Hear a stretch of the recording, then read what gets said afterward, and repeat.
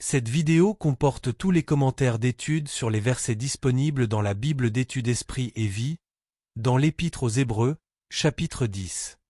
Verset 1. Les mêmes sacrifices qu'on offre perpétuellement. Pour en savoir plus sur la raison d'être des sacrifices de l'Ancien Testament, voir l'article intitulé L'Ancienne et la Nouvelle Alliance. Verset 4. Le sang des taureaux. Le sang des animaux n'était qu'une disposition ou une expiation provisoire pour les péchés du peuple. En fin de compte, un homme allait servir de substitut à l'humanité, voir l'article intitulé Le jour des expiations. Ainsi, Christ est venu sur la terre. Il est né sous les traits d'un homme afin de pouvoir s'offrir lui-même à notre place.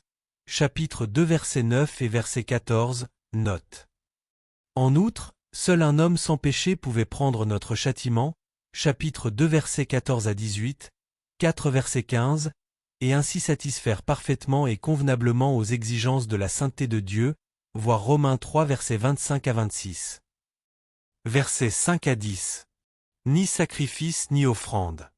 Le psaume 40 versets 6 à 8 est cité pour prouver que le sacrifice volontaire et obéissant de Jésus-Christ est supérieur au sacrifice forcé d'animaux pratiqués dans l'Ancien Testament.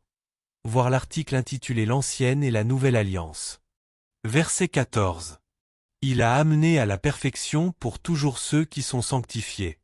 L'unique offrande de Christ sur la croix et les avantages qu'elle apporte, c'est-à-dire le salut parfait, sont à jamais efficaces. Le salut parfait en Christ est communiqué à tous ceux qui sont sanctifiés lorsqu'ils s'approchent de Dieu par Christ, verset 22, chapitre 7 verset 25. Il est à noter que le mot grec « sanctifié », ici et au verset 10, est un participe présent qui met l'accent sur une action continue dans le présent. Verset 19. Puisque nous avons, par contraste avec l'accès limité que les Israélites avaient auprès de Dieu, Christ, en donnant sa vie en sacrifice parfait, a ouvert la voie qui mène à la présence même de Dieu et au trône de la grâce. Par conséquent, nous qui sommes croyants, nous pouvons avec reconnaissance nous approcher constamment de Dieu dans la prière.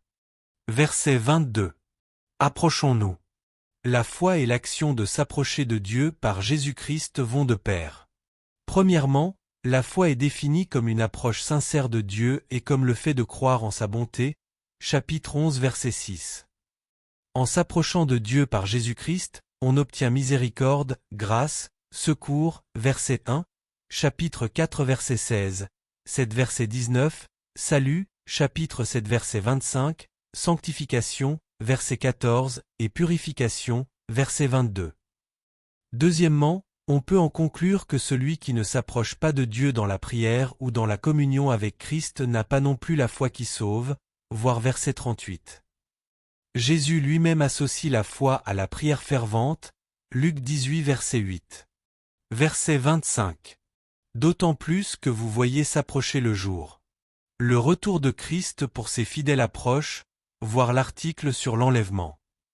De ce fait, nous allons devoir affronter beaucoup d'épreuves, de persécutions et d'erreurs doctrinales.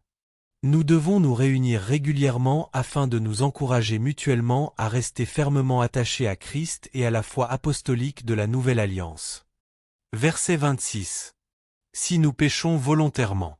Ici, l'auteur de l'Épître aux Hébreux parle de l'éloignement par rapport à Christ au sujet duquel il avertit ses lecteurs.